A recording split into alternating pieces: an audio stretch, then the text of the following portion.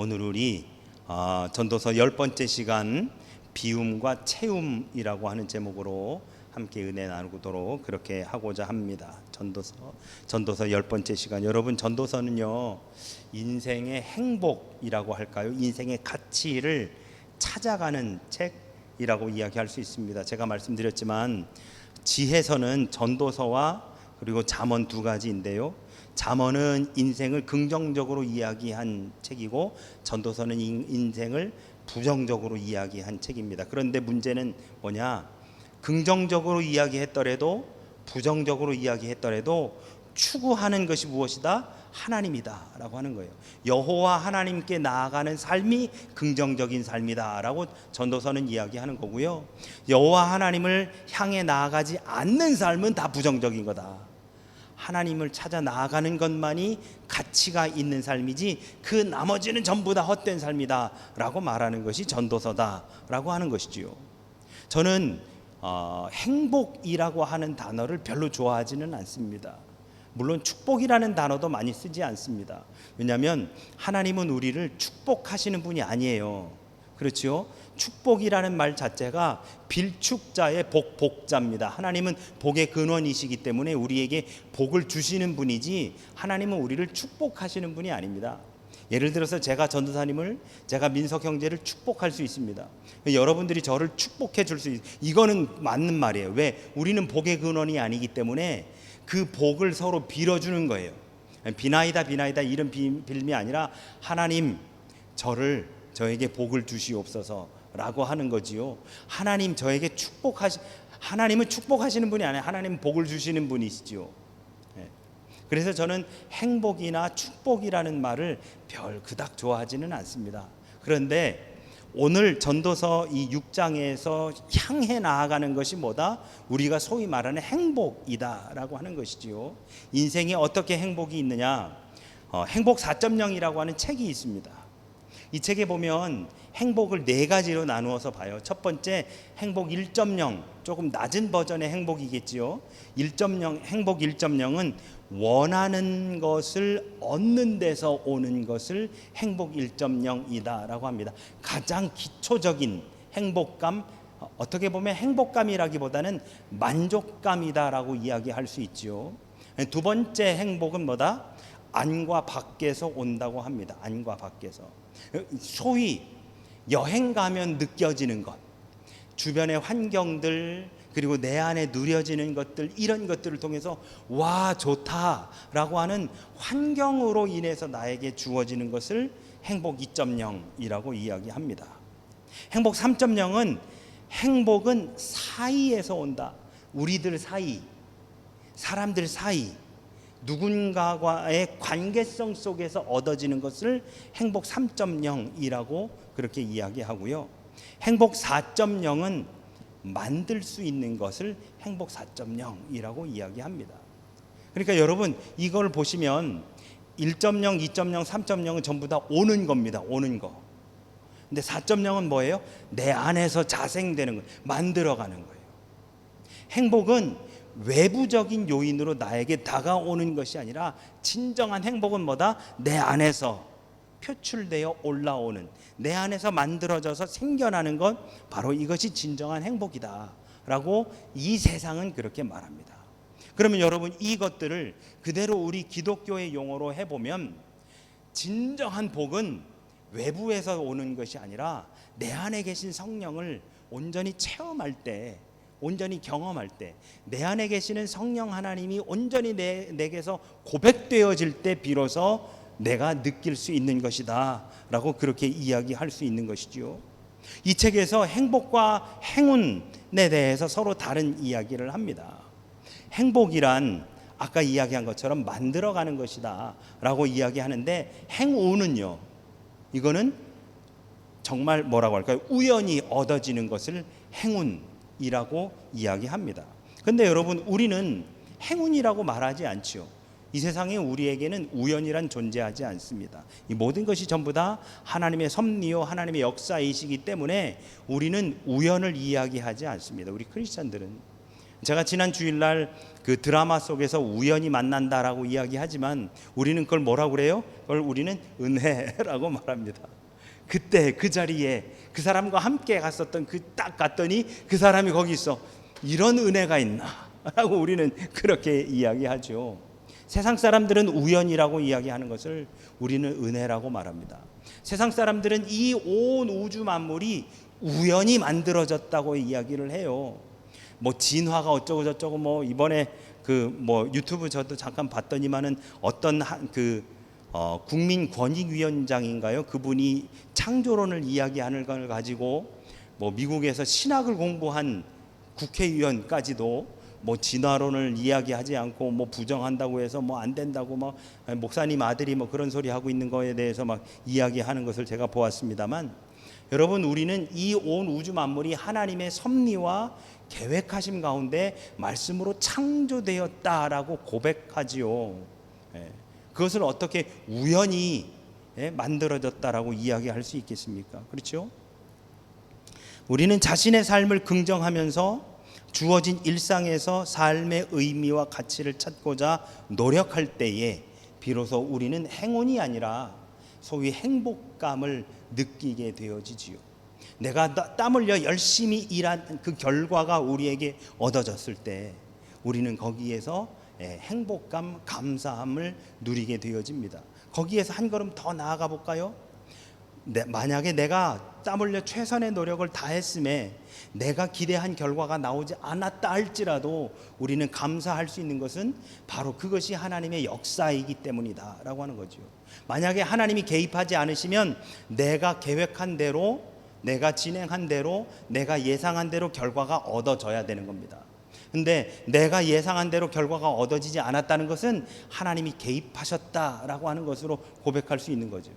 그래서 하나님이 개입하셨기 때문에 결과가 내가 예상한 것과 다르게 나왔다라고 우리는 그렇게까지 이야기할 수 있는 겁니다. 조금 더 다르게 얘기해 보면 행복이란 무엇이 있어야만, 무엇을 이루어야만 얻어지는 것이다 라고 그렇게 이야기할 수 있는데요. 뭐라고 할까요? 여러분, 행복은 있어야만 얻는 것이다, 누리는 것이다, 그리고 느껴지는 것이다 라고 한다면, 소위 축복은 있는 것이 없어질 때에도 느껴질 수 있다. 내가 갖고 있었던 것이 없어졌을 때에도 하나님의 은혜라고 고백할 수 있는 것이다 라고 이야기할 수 있지요. 그래서 소위 말하는 행복과 축복은 큰 틀에서 차이가 있습니다. 행복은 있어야 있어야 누려지고 내가 얻어야만 느낄 수 있는 것이라고 한다면, 축복은 있는 것이 없어져도 내게 상실감이 찾아온다 할지라도 그것에 대해 우리가 감사할 수 있는 건, 왜? 방금 말씀드린 것처럼 그것이 바로 하나님의 은혜, 역사, 개입하심이다라고 고백할 수 있기 때문입니다. 6장 전체에서 가장 주목해야 하는 구절이 바로 1절의 말씀인데요. 보시면, 내가 해 아래에서 한 가지 불행한 일이 있는 것을 보았나니 이는 사람의 마음을 무겁게 하는 것이라 라고 이야기합니다. 여기서 여러분, 이 불행한 일이라고 번역한 이 히브리어 라샤라고 하는 말인데요, 이 라샤라고 하는 말의 원뜻이 뭐냐면 악한 일이라고 하는 말입니다. 악한 일. 그러니까 무슨 말이냐, 해 아래에서 한 가지 악한 일이 있었다 라고 하는 거죠. 악한 일이 있었다. 근데 여러분, 이 6장 이 구조를 보면 우리가 지난주에 나눴었던 게 뭐냐면, 재물을 많이 가지고 있는 사람들이 겪게 되는 고난들. 제가 그래서 옷에 대한 이야기 했잖아요. 우리 전사님처럼 단벌 신사는 무슨 옷을 입을지 고민하지 않습니다. 왜? 그냥 딱 그것만 입으면 돼요. 그런데 옷이 많은 사람들이 이거는 유행이 지났고, 저거는 오래됐고, 이거는 색이 바랬고, 저거는 뭐 입을 없어, 옷 사러 가자, 이렇게 되는 거거든요. 그러니까 많이 가지고 있는 사람이 근심 걱정이 많지, 많이 갖고 있지 않은 사람은 아무 근심 걱정할 것이 없습니다. 그리고 6장 2절부터는 또다시 많이 가지고 있는 사람들에 대한 이야기가 나와요. 그러니까 5장 6장 1절 앞부분과 6장 2절부터는 다 전부 다 많이 가지고 있는 사람들의 근심과 걱정, 그들의 상황을 이야기하고 있다면 6장 1절은 뭐예요? 마음에 대한 이야기를 하고 있습니다. 사람의 마음을 무겁게 하느니라. 그런데 이 불행한 일, 사람의 마음을 무겁게 하는 이 불행한 일이 뭐다? 악한 일이다. 이것이. 그러면 여러분, 이 악한 일이란 구약에서 말하는 선과 악의 차이가 뭐죠? 특별히 열왕기에서 그 왕들에 대한 평가, 이 왕은 선한 왕이고 이 왕은 악한 왕이다라고 하는 선과 악의 단적인 구분점은 뭐냐? 하나님의 말씀대로 행했느냐, 하나님의 말씀대로 행하지 않았느냐, 이것을 가지고 선과 악을 나누는 거예요. 그 왕이 아무리 정치를 잘했고 외교적으로 잘해서 나라를 부강시켰다 할지라도 하나님 보시기에 하나님의 뜻대로 하지 않았으면 악한 왕, 아무리 나라를 궁핍하게 만들고 백성들을 피폐하게 만들었다 할지라도, 물론 그런 왕은 없습니다만, 하나님 보시기에 하나님의 뜻을 제대로 행하고 그 말씀대로 해왔으면 하나님 보시기에 선한 왕, 이렇게 구별이 되어집니다. 그러니 여러분, 이 악한 일이라는 건 뭐예요? 하나님으로부터 멀어지는 겁니다. 하나님께로부터 떠나는 것이 바로 악한 일입니다. 그러면 6장 1절을 다시 돌아가 보면, 내가 해 아래에서 한 가지 불행한 일, 즉 악한 일이 있는 것을 보았나니 사람의 마음을 무겁게 하는, 그것은 뭐예요? 하나님께로부터 멀어지는 겁니다. 하나님께로부터 멀어져서 아무리 많은 재산을 가지고 있다 한들 그게 무슨 소용이 있겠느냐? 아무리 호의호식을 하고 자녀가 많고 이 땅에서 떵떵거리고 산다 한들 하나님께로부터 멀어지는 이 불행한 일, 악한 일을 행하고 있다라고 한다면 그게 무슨 의미가 있겠느냐라고 이야기하고 있는 것이죠. 여러분, 지난주에 나눈 것처럼 우리는 사랑해야 하는 것과 이용해야 하는 것, 이용해야 하는 것과 사랑해야 하는 것을 분명히 분리할 줄, 구별할 줄 알아야 됩니다. 이게 뒤집히는 순간 우리의 인생은 완전히 곤두박질 치게 되어 있어요. 사랑해야 하는 것을 예수님께서는 두 가지로 말씀하십니다. 예수님이 뭘 사랑하라고 하셨죠? 하나님을 사랑하고 이웃을 사랑하라. 예수님이 말씀하신 건 딱 이 두 가지입니다. 하나님을 사랑하고 이웃을 사랑하라. 그런데 여러분, 우리가 이용해야 되는 것이 뭐가 있습니까? 많죠. 지금 제가 마이크 이용하고 있지요. TV도 이용하지요. 휴대폰도 이용하고, 컴퓨터, 하루 종일 컴퓨터 앞에서 앉아 컴퓨터 이용하지요. 자동차를 이용합니다. 여러 가지 것들을 이용합니다. 그리고 그런 것들을 구입하기 위해서 우리는 돈을 이용합니다. 그런데 이 모든 것들을 이용하여 하나님을 사랑하고 이웃을 사랑하는 데 사용해야 되는 거거든요. 그런데 이게 뒤집혀서 내가 돈을 사랑하여 하나님을 이용하고 내 이 주변의 이웃들을 이용해서 그 돈을 내가 더 많이 얻고자 한다면 그 사람은 처음에는 그렇게 돈이 더 많이 들어올지는 모르겠으나 나중 되면 자신 혼자만 있게 되지 주변의 사람은 아무도 없음을 경험하게 되는 것이죠. 2절부터는 여기에서 한 발 더 이제 나아갑니다. 2절에 보실까요?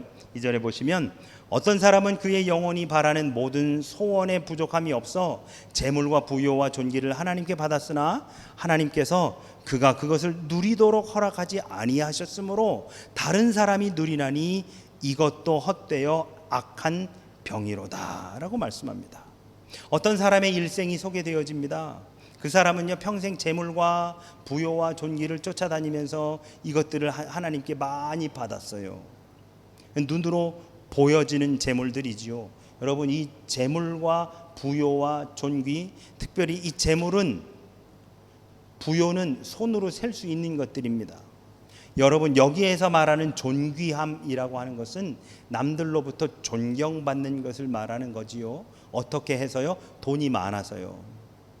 실질적으로 여러분, 돈이 많으면 그 사람의 소위 그 말의 파워가 그만큼 더 실릴 수밖에 없습니다. 그것이 오늘 이 세상을 사는 이치예요. 그런데 우리 하나님 안에서는요, 우리 하나님 안에서는 그렇지 않잖아요.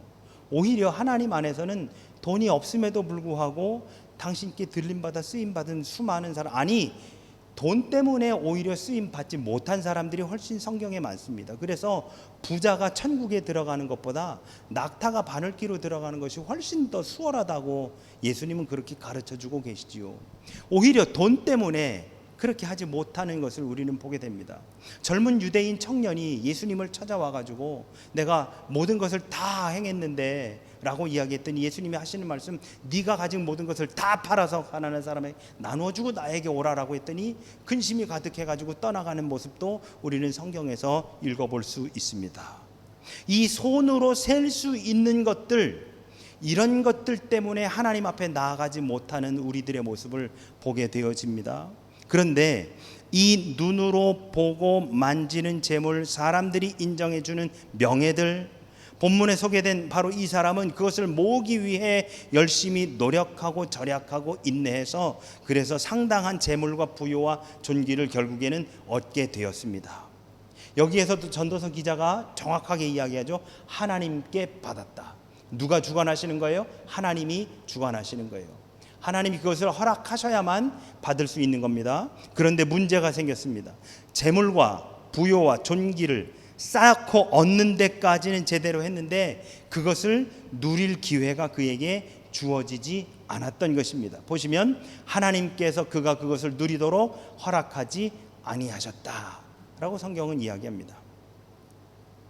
하나님께서 허락하지 아니하셨다. 여러분, 이 재물을, 부요를, 그리고 존귀를 누린다는 것이 도대체 뭘까요? 재물을 누린다는 게 도대체 뭘까요? 여러분 어떻게 생각하십니까? 재물을 누린다는 것?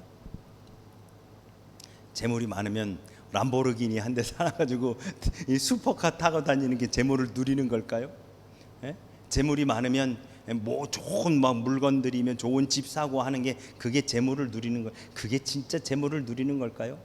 슈퍼카 한 대 사면은 그것으로 만족할까요? 제가 지난주에도 말씀드렸지만 사람들은 늘 누구나 다 결핍을 느낍니다. 무언가의 부족함을 느껴요. 그러면 충족을 지향해 나갑니다. 어떻게든 그것을 하려고 해요. 예를 들어서 뭐 아이폰 16, 16이 나왔다 그러면 내가 지금 쓰고 있는 아이폰에 비해서 훨씬 더 좋으면 그것을 사고자 하는 충족을 지향해 나갑니다. 그래서 돈을 모으거나 뭐 어떻게 해요. 그래서 그거를 샀어요. 그러면 거기에서 만족감을 느끼지요. 그러면 그 만족감이 얼마나 갈까요? 많이 못 가죠. 가봤자 일주일, 길어봐야 일주일, 짧으면 하루 이틀이면 끝나지 않겠습니까? 그러면 또다시 어떻게 돼요? 또다시 무언가의 결핍을 느끼게 됩니다. 그러면 이 결핍이 또 다른 충족을, 그리고 그것을 구입함으로 인해서 만족을, 또 그 만족이 얼마 못 가 또 다른 결핍을, 이 사이클에 계속 돌아가는 거예요. 도대체 뭐가 누리는 걸까? 재물과 부요와 존귀를 누리는 것이란 도대체 뭘까? 그러면 하나님은 우리에게 무엇을 누리게 하고자 하시는 걸까? 우리가 재물을 누리는 것을 원하실까? 우리가 부요를 누리기를, 존귀를 누리기를 원하시는 걸까? 이것에 대해 예수님께서 마태복음에서 설명해 주시는 것이 있습니다. 마태복음 13장 44절입니다. 천국은 마치 밭에 감추인 보화와 같으니 사람이 이를 발견한 후 숨겨두고 기뻐하며 돌아가서 자기의 소유를 다 팔아 그것을 샀느니라. 여러분, 이 마태복음 13장은 천국에 대한 7가지의 비유로 예수님께서 말씀해 주신 것입니다. 근데 여러분, 우리는 뭐라고 이야기하냐면 이 천국을 하늘 천자에 나라 국자를 쓰잖아요. 그렇기 때문에 무슨 장소적인 개념으로 생각하는 경우가 굉장히 많습니다. 더군다나 우리 한국 사람들은요, 이승과 저승의 개념을 가지고 있고, 그리고 이승에서의 삶을 다 살면 저승사자가 와가지고 어디론가 데려간다라고 하는 생각이 있어서 천국 하면 우리는 어디론가 간다고 생각을 해요. 그래서 죄송하지만 저희 아버지 돌아가셨을 때도 많은 분들이 오셔서 저한테 위로하신다는 말씀이 뭐냐면 좋은 곳으로 가셨어 라고 하는 거예요. 좋은 곳으로. 그 말이 전혀 틀린 말은 아닙니다. 그런데 여러분, 이 마태복음 13장의 천국에 대한 비유를 보면 예수님이 천국은 뭐뭐 하는 곳, 어떤 곳이라고 하는 장소적인 개념으로 설명한 것은 단 하나도 없습니다. 특히 이 마태복음 13장 44절에서 뭐라고 하시느냐, 천국은 마치 밭에 감추인 보화와 같다라고 말씀하셨어요. 장소적인 개념이 아닙니다. 천국은 밭에 감추인 보화와 같대요. 우리 민석 형제가 아무것도 모르고 돈을 모아가지고 전혀 정보가 없는 상태에서 땅을 조금 샀어요. 그래서 땅을 사가지고 약간의 그 만족감을 누리면서 그 땅에다가 이제 내가 곡식을 좀 심어가지고 뭘 좀 이렇게 내가 좀 재배하고 해야 되겠다라고 아주 작은 땅을 샀어요. 그래가지고 땅을 조금 이렇게 삽질을 하면서 파는데 이렇게 흙 속에 들어가는 퍽퍽 소리가 아니라 캥 하는 소리가 나요. 그래가지고 거기를 막 파봤더니 작은 보석함이 있어요. 그리고 딱 열었더니 웬걸 거기 각종 금은 보화가 가득가득 넘쳐 있어요. 그러면 보세요. 그 땅을 사기 전이다라고 이야기해 봅시다. 이렇게 가정해 볼게요. 경찰 훈련을 받으러 가가지고 어디서 자야 된다고 그래서 거기서 땅을 파는 거예요. 땅을 파다가 보니까 거기에 금은 보화가 들어있는 보석함이 숨겨져 있어요. 다른 소대원들도 많고 다른 동료들이 많기 때문에 이걸 지금 파서 꺼내 올릴 수는 없어요. 그래서 그걸 잘 묻어놨어요. 자기만 알 수 있는 곳으로 딱 해가지고 어디라고 하고, 그리고서는 훈련이 끝나자마자 어디로 갔을까요? 부동산에 달려갔어요. 그래서 부동산에 달려가서 그 땅을 내가 사고 싶다, 살 수 있다 라고 하는 거예요. 그랬더니 뭐 해요? 이를 발견하고 숨겨두고 집에 가가지고 자기 소유를 다 긁어 모아가지고 내가 그 땅을 사겠다라고 이제 그 땅 주인을 만났어요. 그 땅 얼마면 사? 얼마면 돼? 라고 이야기해서 그 사람이 부른 값에 내가 거기에 앞자리 하나 내가 더 플러스 1 해줄게. 만약에 그 사람이 예를 들어서 2억을 불렀다, 그럼 내가 3억을 줄게. 왜? 거기에 묻혀있는 게 훨씬 더 많으니까. 그랬더니 그 사람이 오케이 알아서 내가 팔게. 원래는 팔 마음이 없었어. 근데 그렇게 한다면 내가 팔게 라고 했다라고 가정하는 거예요. 그리고 계약서 쓰기 일보 직전 그 마음 상태가 어떻겠느냐라고 하는 거예요. 마음 상태가. 그 밭을 내가 산다면, 사기로 다 하고 이미 계약서까지 어느 정도 완성되었다라고 한다면 그 마음 상태가 어떨까라고 하는 이야기를 예수님이 하는 거예요. 여러분, 재물을 누린다는 것, 부요를 누린다는 것, 존귀를 누린다는 것은 하나님 나라를 향해서 나아가는데 그것이 사용되어질 때 비로소 그것을 누리는 것이다 라고 예수님께서 말씀하고 계시더라라고 하는 것이죠.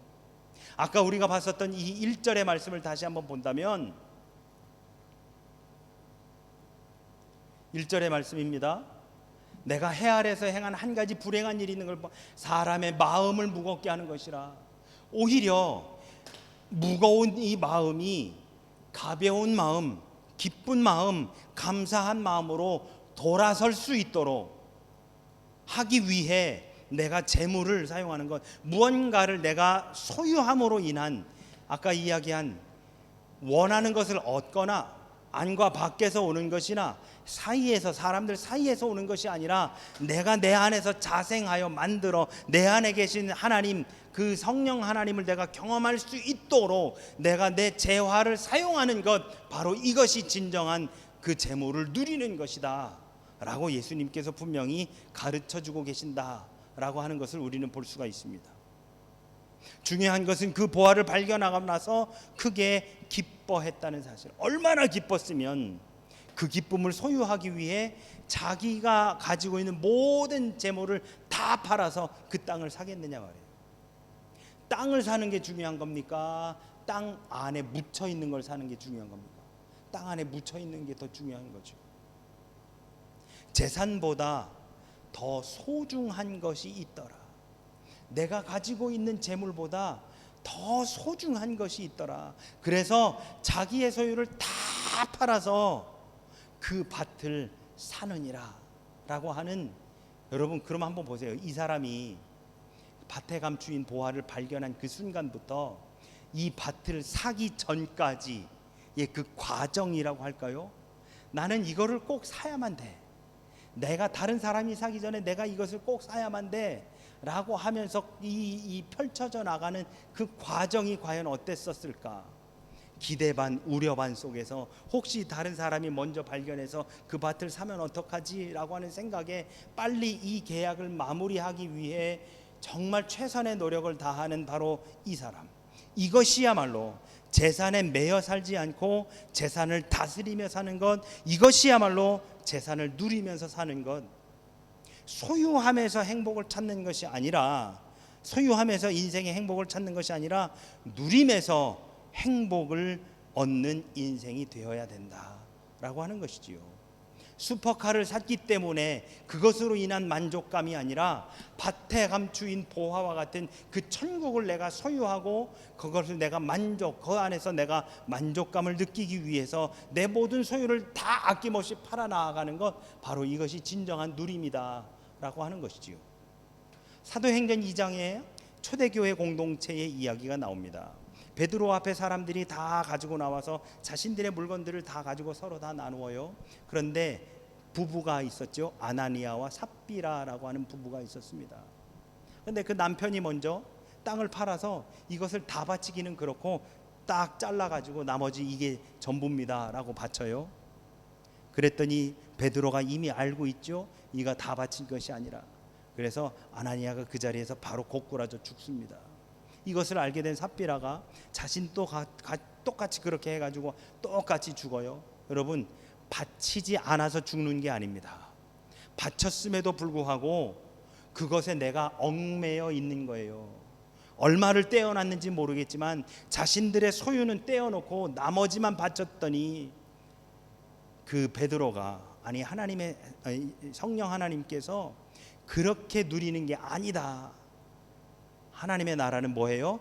자기의 소유를 다 팔아서 그 밭을 사는 게 진정한 누림이다라고 알려주고 계시는 것이죠.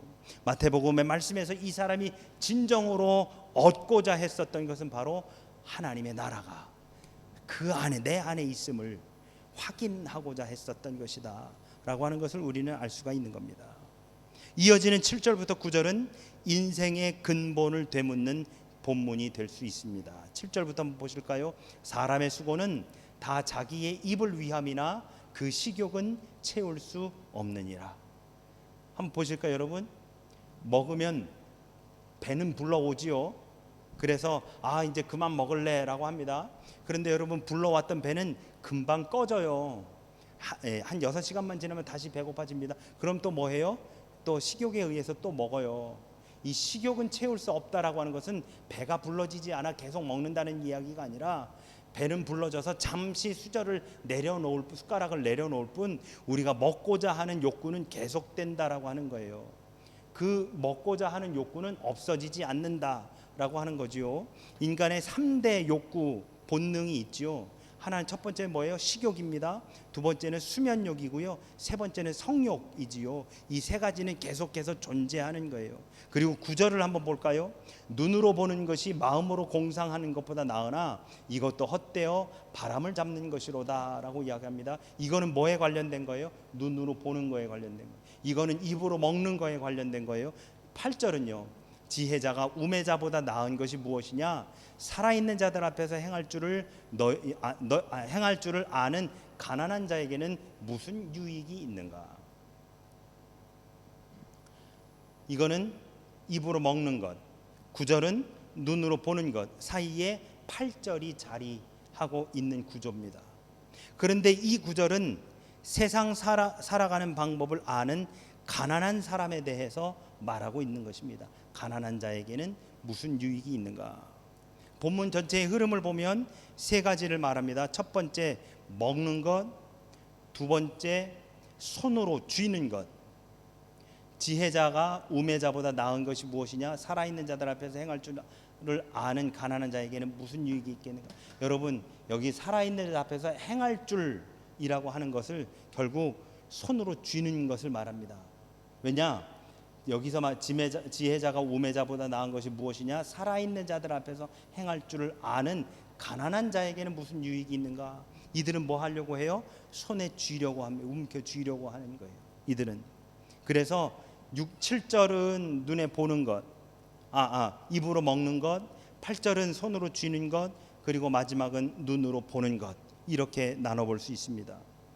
입으로 먹기와 손으로 쥐기와 눈으로 보기, 이 세 가지는 우리 인생의 3대 요소다라고 이야기할 수 있습니다. 7절은 먹기, 8절은 쥐기, 그리고 9절은 보기, 이렇게 이야기할 수 있어요. 삶이란 먹어야 됩니다. 삶이란 돈으로 벌고 모은 것으로 이어집니다. 삶이란 눈으로 보는 현실에 매달려 있습니다. 이렇게 본다면 오늘 7절, 8절, 9절은 먼 옛날의 이야기가 아니라 바로 오늘날 우리들의 이야기를 하고 있는 거예요.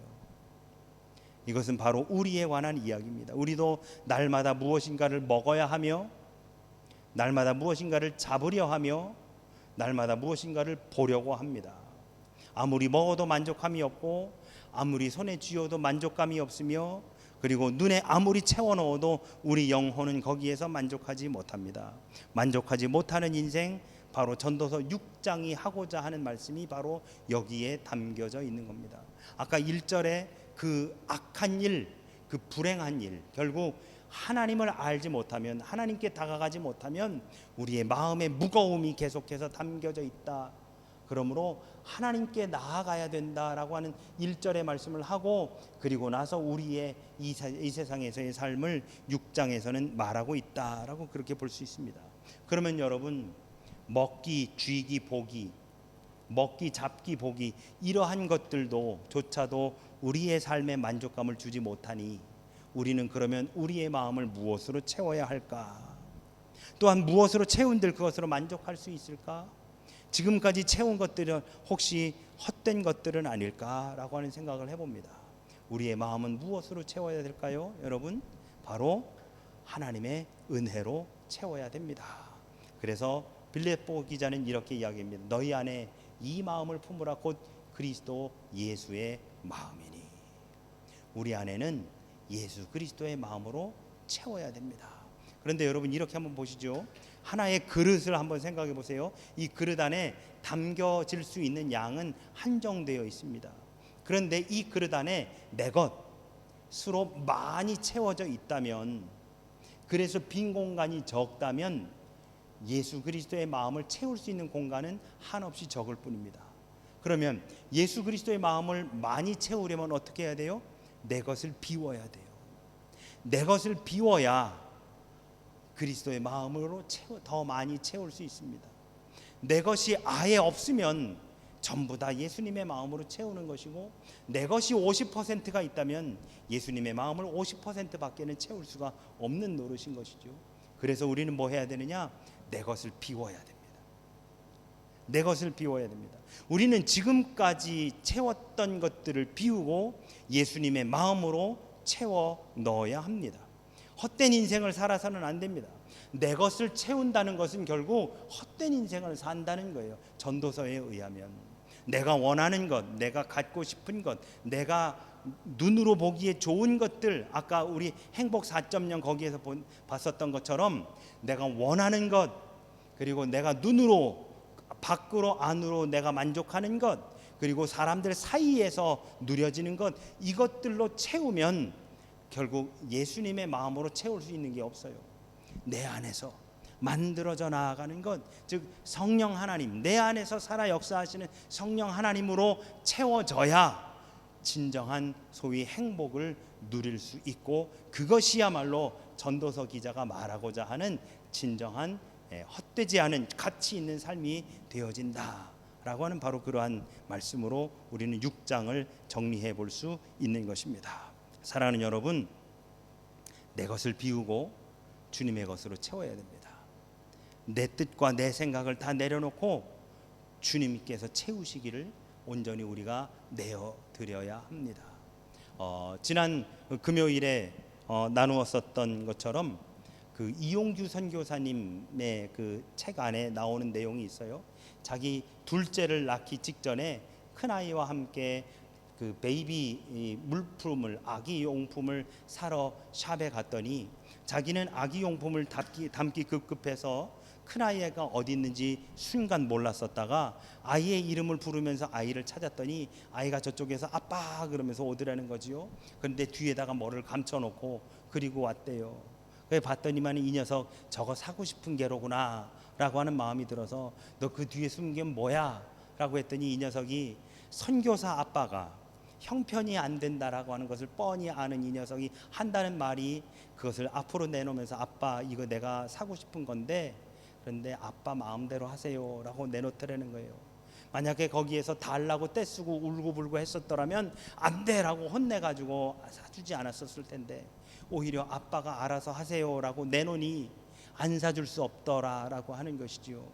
여러분 하나님이 원하시는 것, 내가 원하는 것이 아니라 하나님이 원하시는 건 내 뜻과 내 생각을 내려놓고 주님께 모든 것을 맡기고 살아가는 삶, 그것이야말로 진정한 나의 비움과 예수님으로의 채움의 삶이 아닐까라는 생각을 해보게 되어집니다. 진정한 비움과 진정한 채움을 통해 주님 앞에 나아가 주님의 마음을 품고 이 땅을 살아가시는 가치 있는 하나님 안에 믿음의 가치 있는 삶을 살아가시는 저와 우리 모두가 되시기를 예수 그리스도 이름으로 축원합니다. 아멘.